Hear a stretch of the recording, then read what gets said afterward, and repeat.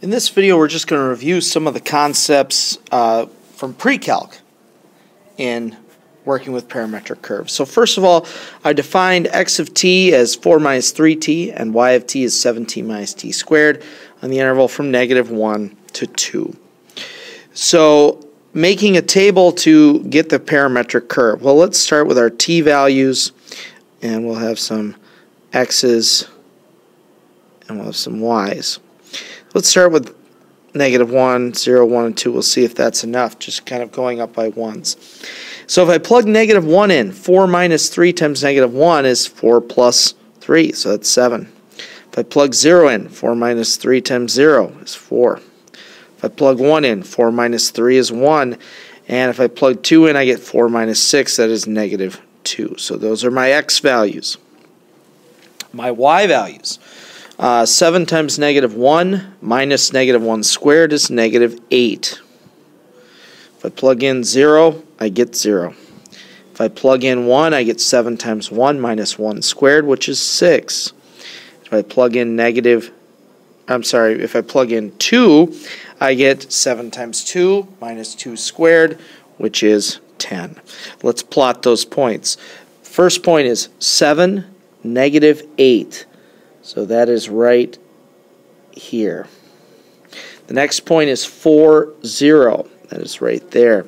The next point is 1, 6, like that. And the next point is -2, 10, like that. So it looks like it's kind of curving a little bit, like that. Remember, we sometimes like to say that this is the initial point, that this is the terminal point, and the movement then is like that. Rewriting the equation in Cartesian form. Well, it's nice to start by solving the x equation, because Cartesian, remember, we want a y equals. So let's start with the x and make it a t equals equation. So x equals 4 minus 3t. Subtract 4. Divide by -3.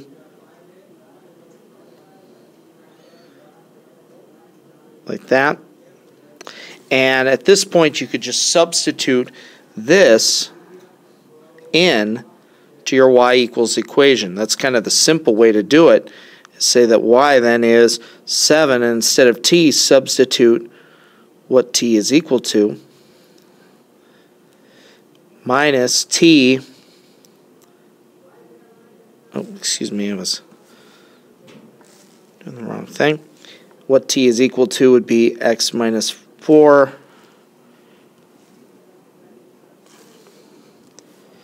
over -3, and we're squaring that.